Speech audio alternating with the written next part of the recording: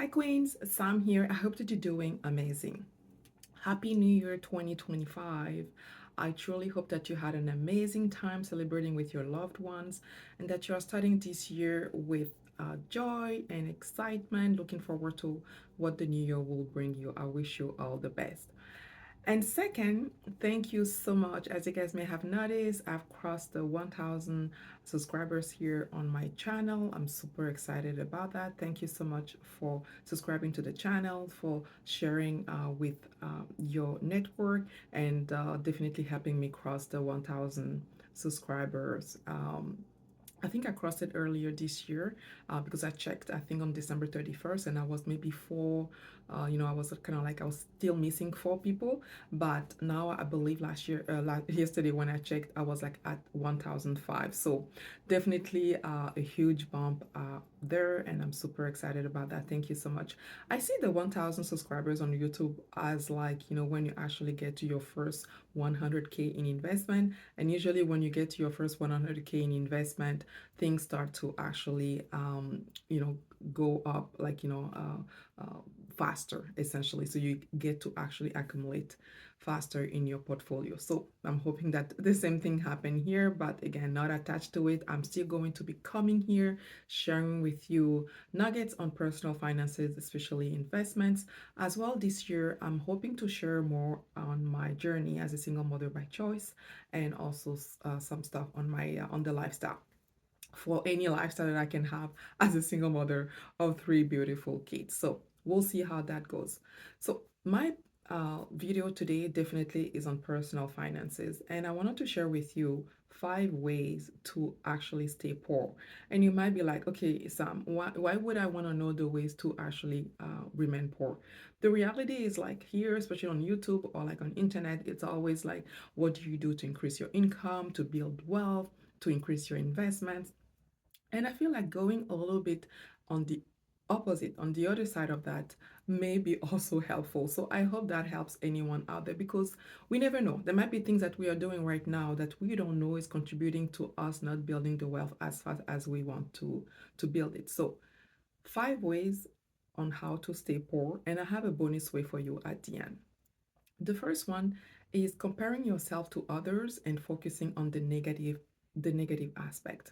And so I don't think that we can stop comparing ourselves to others. I think that's it's a human nature. It's a human thing to do.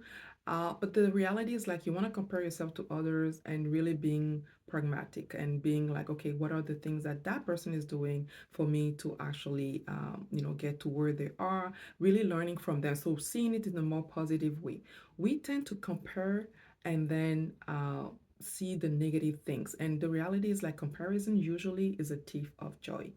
And also, one thing that we tend to forget is, like, we are unique. Each and every person on this earth is unique, except if you can find someone who was born the same day as you, at the same time, in the same country, same city, same hospital, same conditions, and you can add all of those things.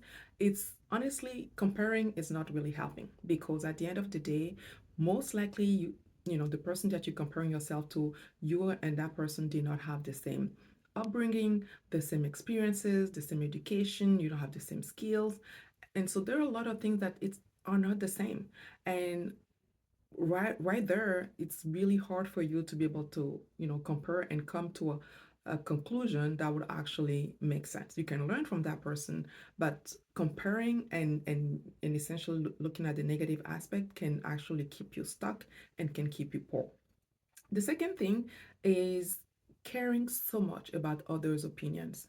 And that is a little bit linked to the first one as well. And so the reality is, like, we live in a society, we are social, we interact with other people, we talk with other people, we ask other people for their input on decision that we may want to actually make for our lives. But at the end of the day, it is our lives. And so it's very important to be able to, like, be like, I guess, pragmatic again, and being able to actually take people's opinions not so much as what you should do, but as what it is, essentially opinion. So it's like a fact, like a data for you, something for you to take in consideration in your decision making process, but not so much for you to actually implement it. Because if you do that and something happens, then you'll be like, oh, well, that was not even my decision. So and so told me to do it. And it's a way for you to actually not take responsibility for that. And so when it comes to building wealth, you want to be able to stand on your 2 feet and be like, I make this decision because of this, that, and really something that is in relation to your purpose and your values and essentially things that you want to achieve. So, uh, taking people's opinions so, caring about their opinion so much, it's a fast way for you to actually remain poor. The third thing is high interest debt. And I've done so many videos on that, especially when it comes to credit card debt and payday loan or all of those loans that we have out there that are high interest and that we are carrying as if it's normal. And I know society has told us many times that having debt is normal. I'm here to I'm here to tell you it is not normal. And so, and it again, coming from someone, like I say, I've incurred debt in the past few years that I'm actually working toward paying off. And that's the reason, because for me, it's not normal to be in debt, especially when you're very serious about building wealth. And so, high interest debt is something that is going to keep you poor for many, many years. And society will tell you that it is normal because they want to keep you poor as well. And so, very important to have a good audit of your finances. We are starting a new year. This is the perfect time to look at your finances and being able to actually pinpoint all of those debt that are high interest. So, literally anything that is over, I'll say, 6-7% in this in this economy should have all of your attention, and making sure that you actually just like bombarding that debt with everything that you have, any extra cash that you have on hand, to be able to reduce it as fast as possible, because that will free up cash, that will save you interest, and that will make sure that you're actually redirecting your money onto building the wealth, which is saving, investing for the long term. So get rid of your high interest debt. The fourth way to actually remain poor is giving into any impulses purchase, like impulse purchase. And we just got out of the holidays, and I'm pretty sure a lot of you, and I'm also a little bit guilty of that. We have had some impulse purchases. If your budget, your cash flow allows you to do that, no problem at all. But let's say you have debt to pay, you have goals you want to achieve, and all that, you really want to reduce as much as possible impulse purchases. I'm probably one of those who really don't care about marketing. I don't watch TV at all. I get to select what I want to watch. And so I have a control of things that I'm actually watching, really reducing any temptation. And usually when I get like any marketing email, except if I have looked at it, and most of the time is like for personal finances, those will come directly in my inbox. But anything that is like buy these and buy that and all of those things, and like 20% off, 30% off, is really something that I'm not, it doesn't do anything to me, because first of all, I know that I don't have the extra cash for that, and second, I have more than enough, like in terms of shoes, in terms of clothing, in terms of you name it, I have more than enough. So I don't need more. I really don't need more. It doesn't say anything to me. So if you know you're someone that is really subjective to impulse purchases, you want to work on that, because if you don't work on it, honestly, it will be really hard for you to build the wealth. And it's one of the fast way to remain poor as well, because you really cannot control how you actually managing your money, and money is emotional. We all know that, right? Because at the end of the day, if it was just math, we would have been able to master it. Everybody would have been able to master it, even those who say they're not that great at math. But the reality is, like, money is emotional. And we touched on that at the Wealthy Black Women Summit last year when we had it in November. I hope that you guys were in attendance. If you were not, again, the replay link is in the description below my video here. You can go ahead and get your replay pass.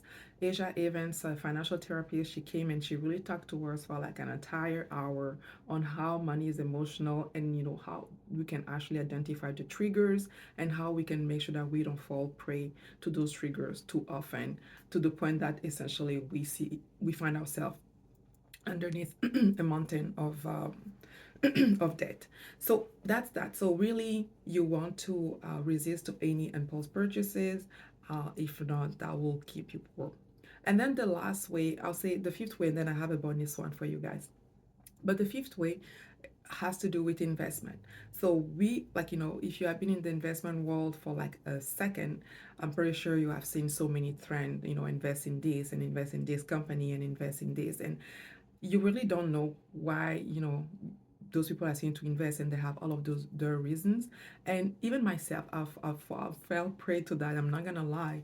But once I was clear on my investment strategy and I was clear on my investment goals, it was so easier for me to just like stick to the plan. And so that's the thing, that's why it's really important for you to have an investment strategy.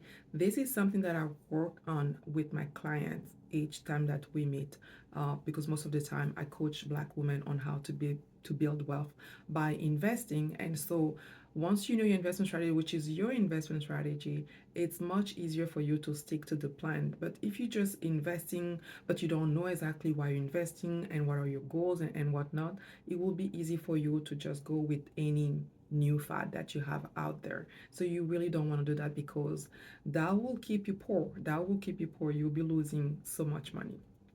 Now the bonus way for that I've seen honestly, and I hope that none of you guys do that, but I've seen so many times, especially looking at other content creators' videos and reading the comments. If you are one of those who hate on wealthy people, and you always have those like I don't know, like very weird comment to say, must be nice, or like how can you be making 300,000 and then you living paycheck to paycheck, all of those kind of comments, negative comments, well, you will stay poor, let me tell you, because your system will not allow you to get to the level where someone else could be hating on you, because you're already telling your system this is not a good thing to be. This is not where I want to be. I don't want to be wealthy, right? Because wealthy people are evil. Wealthy people, they got there by probably, screwing up other people, all of those type of thing. But the reality is like a lot of wealthy people got there with their hard work, and they deserve to be wealthy. So one of the fastest way to stay poor, and this is my bonus one, is essentially hitting on wealthy people. There you have it. I really wanted to come here and share that. And it doesn't fall into any specific category to say, but the reality is like when it comes to building wealth, your mindset is so important. And so I'm really hoping that none of you is going by any of the ways that I've shared. Maybe, the comparing and taking people's opinion very at heart. But I will be curious to know. Let me know in the comments if any of these resonate with you, if you used to do it and now you change, or like what are the other ways that you're seeing that essentially which could actually keep us poor. We want to know about those ways, so we make sure not to go by those ways, and we can actually get to build the wealth. There you have it. I hope you have enjoyed my video today. Thank you so much for watching, and if you have enjoyed the video, don't forget to give me a like and also subscribe. Could keep on subscribing to the channel. Still a great thing that I appreciate, and also share with anyone that you know in your network which may actually benefit from this video. Once again, thank you for watching, and until next time, keep on building wealth. Bye bye.